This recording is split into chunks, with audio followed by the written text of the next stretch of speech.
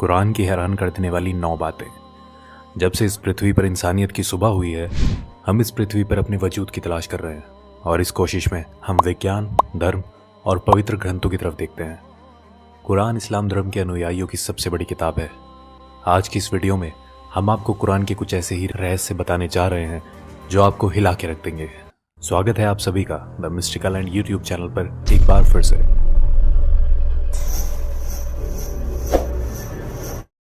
Video शुरू करने से पहले ये जानना ज़रूरी है कि कुरान कोई साइंस की किताब नहीं है, मगर कुरान में कई साइंटिफिक और हिस्टोरिकल फैक्ट्स मिलते हैं जिनमें से कुछ बातों को समझने में तो हम सफल हुए हैं, लेकिन अभी भी कई ऐसी बातें कुरान में मिलती हैं जिन्हें हम आज तक समझने की कोशिश कर रहे हैं। कुरान में कुछ ऐसी भविष्यवाणी भी की गई हैं जो अब तक सच हो चुकी हैं। आइए मिलकर जानते हैं कुरान के सबसे चौंकाने वाले तथ्य। नंबर 1, ऑरिजिन ऑफ लाइफ, जीवन की उत्पत्ति। हम सभी जानते हैं कि पानी जीवन के लिए सबसे ज़रूरी तत्व है। कुरान इसी विचार में एक असाधारण दावा करता है। कुरान कहती है कि जिंदगी पानी में पैदा हुई है। पानी को ही पृथ्वी पर जीवन की उत्पत्ति के लिए मूल तत्व माना गया है। इसकी पुष्टि इस बात से होती है कि पृथ्वी पर रहने वाले समस्त प्राणियों के सेल्स या कोशिकाएं पानी से बनी हुई है। मिसाल के लिए किसी भी जंतु की कोशिकाएं या साइटोप्लाज्म 80% पानी होता है। फैक्ट ये है कि जीवित प्राणी ज़्यादातर पानी से ही बने होते हैं और इसकी पुष्टि माइक्रोस्कोप के आविष्कार के बाद ही हो पाई है। अरब के रेगिस्तान में रहने वालों की ये सोच अपने आप में हैरान कर देने वाली है कि पृथ्वी पर जीवन पानी के कारण ही संभव है। नंबर 2, आयरन, लोहा। लोहा प्राकृतिक रूप से धरती पर पाए जाने वाली धातु नहीं है। ये धरती पर अंतरिक्ष से आया है। ये अपने आप में चौंकाने वाली बात है, मगर ये सच है। वैज्ञानिकों ने ये खोज लिया है कि अरबों साल पहले पृथ्वी की टक्कर उल्कापिंड से हुई थी। अद्भुत बात यह है कि ये उल्कापिंड लोहे से भरे हुए थे और पृथ्वी से टकराने के कारण जबरदस्त विस्फोट हुआ जिसमें ये फैल गए। कुरान का लोहे की उत्पत्ति पर 57-25 आयत में कहना है, हमने लोहे को नीचे धरती पर भेजा है समस्त मानव जाति के फायदे के लिए। लोहा धरती का नहीं मगर दूसरी दुनिया से आया है। इस बात की पुष्टि 7वीं शताब्दी के वैज्ञानिकों द्वारा करना नामुमकिन सा लगता है। Number 3, skies protection. आसमान हमारी हिफाजत करता है। पृथ्वी को सूर्य की हानिकारक किरणों से बचाने में आसमान एक बहुत ही महत्वपूर्ण रोल अदा करता है। अगर आसमान नहीं होता तो सूर्य की रेडिएशन पृथ्वी पर समस्त जीवन को जलाकर नष्ट कर चुकी होती। आसमान पृथ्वी के चारों ओर लिपटे हुए कंबल की तरह है जो पृथ्वी को जमाने वाली ठंड से भी बचाता है। आकाश के ऊपर का तापमान लगभग -270 डिग्री सेल्सियस होता है। आकाश पृथ्वी पर ग्रीन हाउस इफेक्ट पैदा कर यहाँ के जीवन को सूर्य की रेडिएशन और अंतरिक्ष की जमा देने वाली ठंड दोनों से ही बचाता है। ये आकाश के कुछ ऐसे काम हैं जो हमें प्रोटेक्ट करते हैं। कुरान हमसे आसमान को समझाने के लिए 21-32 आयत में कहती है कि हमने आसमान को तुम्हारे लिए एक हिफाजती छत बनाया है और तुम हमारे इशारों को नज़रअंदाज कर रहे हो। कुरान आसमान के हिफाजती इशारे को गॉड या अल्लाह द्वारा बनाया गया बताती है। आधुनिक विज्ञान द्वारा आकाश की पृथ्वी को प्रोटेक्ट करने की क्षमता 20वीं सदी में की गई रिसर्च से साबित होती है। नंबर 4, द माउंटेन्स, पहाड़। कुरान हमारा ध्यान पहाड़ों के बारे में एक बहुत ही खास पहलू की ओर खींचती है। क्या हमने दुनिया को आराम करने वाली जगह नहीं बनाया और पहाड़ों को धरती का खोटा नहीं बनाया? कुरान हमें बताती है कि पहाड़ों की जड़ें धरती में बहुत गहरी हैं और असल में भी ऐसा ही है। पहाड़ धरती में काफ़ी गहरे तक गड़े हुए होते हैं। इसकी पुष्टि जियोफिजिस्ट फ्रैंक प्रेस द्वारा लिखी गई किताब अर्थ में उन्होंने लिखा है कि पहाड़ असल में खोटे की तरह होते हैं और धरती के काफी नीचे तक दबे हुए होते हैं। माउंट एवरेस्ट, जिसकी ऊंचाई धरती की सतह से लगभग 9 किलोमीटर ऊपर है, उसकी धरती के नीचे की गहराई 125 किलोमीटर के करीब है और इसका पता लगाना 20वीं सदी की शुरुआत में प्लेट टेक्टोनिक्स टेक्निक के आविष्कार के बाद ही संभव हो पाया है। नंबर 5, एक्सपेंडिंग द यूनिवर्स, ब्रह्मांड का विस्तार।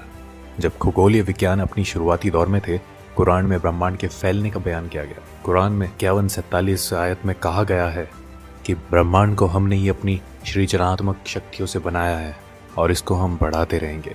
ये तथ्य कि ब्रह्मांड निरंतर बढ़ रहा है, ये रहस्य हम पिछली सदी में ही जान पाए हैं। जाने माने फिजिस्ट स्टीफन हॉकिंस अपनी किताब a brief history of time में लिख गए हैं कि ब्रह्मांड को बढ़ाने की खोज 20वीं सदी की सबसे बड़ी भौतिक क्रांतियों में से एक है। चौंकाने वाली बात यह है कि कुरान में इस बात का जिक्र टेलीस्कोप की खोज से पहले ही हो चुका था। नंबर 6, सन्स ऑर्बिट, सूरज की कक्षा। 1512 में खगोलीय विज्ञानी निकोलस कॉपरनिकस ने सूर्य के बारे में अपनी राय पेश की। उनके मुताबिक सूर्यमंडल में सूर्य अपने कक्ष में स्थिर रहता है और बाकी के ग्रह उसके इर्द गिर्द चक्कर लगाते हैं। ये नजरिया कि सूर्य स्थिर है 20वीं सदी तक तमाम खगोल वैज्ञानिकों में कायम था, लेकिन अब ये स्पष्ट रूप से एक वैज्ञानिक तथ्य है कि सूर्य स्थिर नहीं है, बल्कि वो हमारे मिल्की वे गैलेक्सी में मध्य में घूमता रहता है। कुरान में इस बात का जिक्र 21-33 आयत में आता है। वो जिसने रात दिन चांद सूरज बनाए वो अल्लाह ही है, और ये चांद सितारे सब अपने ही कक्ष में तैरते रहते हैं। 2 दशकों पहले तक कुरान को खगोल वैज्ञानिकों द्वारा गलत समझा जा रहा होता, लेकिन अब हम जानते हैं सूर्य से संबंधित कुरान का ये दावा आज का विज्ञान एकदम सच साबित करता है। नंबर 7, द ओशियन, समुद्र। कुरान 24-40 आयत में कल्पना का आधार बनाकर गहरी बातों को हम तक पहुंचाना चाहती है। इसमें लिखा है, गहरे समुद्र के अंधेरे जो लहरों से घिरे हुए हैं, लहरों के नीचे हैं, उसके ऊपर बादल हो और उसके ऊपर फिर अंधेरा हो, एक के ऊपर एक छाए हुए हो, इतने अंधेरे कि अपने हाथ भी आपको दिखाई ना दे, और जिसको अल्लाह रोशनी ना दे उसको कहीं भी रोशनी नहीं मिल सकती। आमतौर पर यह समझा जाता है कि लहरें समुद्र के ऊपरी सतह पर चलती हैं।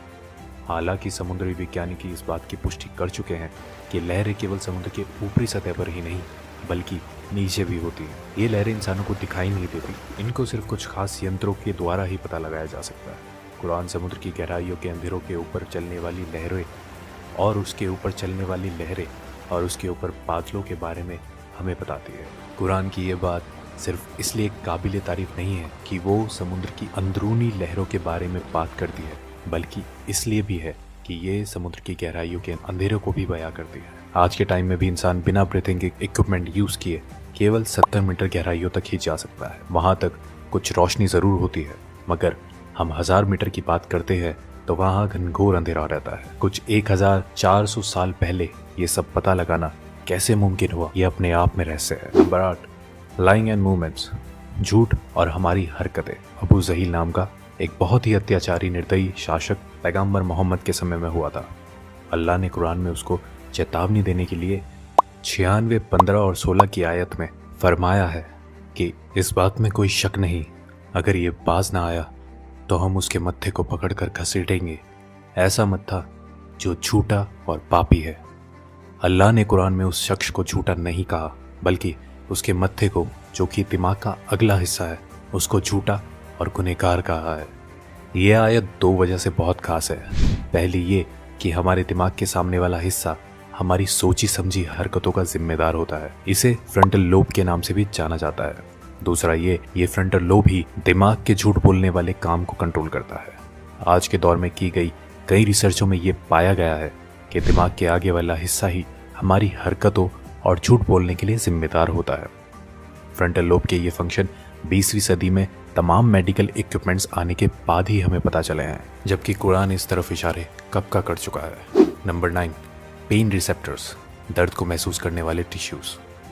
काफ़ी लंबे समय तक यही समझा जाता रहा है कि महसूस करना और दर्द का अंदाज़ा करने वाले टिश्यूज दिमाग में होते हैं। हालांकि ये बाद में खोजा गया कि दर्द को महसूस करने वाले टिश्यूज दिमाग में नहीं, हमारी खाल पर ही मौजूद होते हैं, और इनके बिना दर्द को महसूस नहीं किया जा सकता। इससे संबंधित कुरान की 456 आयत को गौर से देखें तो उसमें लिखा है, जिन लोगों ने हमारे खुलासों को झूठ समझा है, हम उन्हें आग में झुलसाएंगे। जब उनकी खाल जल जाएगी, हम उन्हें उसके बदले नई खाल देंगे, ताकि वो दर्द को निरंतर महसूस करते रहें। बेशक अल्लाह सर्वशक्तिमानी भी है और बुद्धिमान भी। कुरान ने इस बात को कई सौ साल पहले ही स्पष्ट कर दिया था कि दर्द को महसूस करने वाले टिश्यूज स्किन में ही होते हैं, ना कि दिमाग में। ये खोज हाल ही में जीव विज्ञान में किए जाने वाली कई खोजों में से एक है। तो दोस्तों, ये थी कुरान में पाई जाने वाली कुछ शॉकिंग फैक्ट्स। ऐसे ही इंटरेस्टिंग वीडियो को लेकर हम समय समय पर आते रहते हैं। जुड़े रहें हमारे साथ, सब्सक्राइब करें the mystical and YouTube channel को। आज के लिए इतना ही, अब हमें इजाज़त दीजिए। आपका बहुत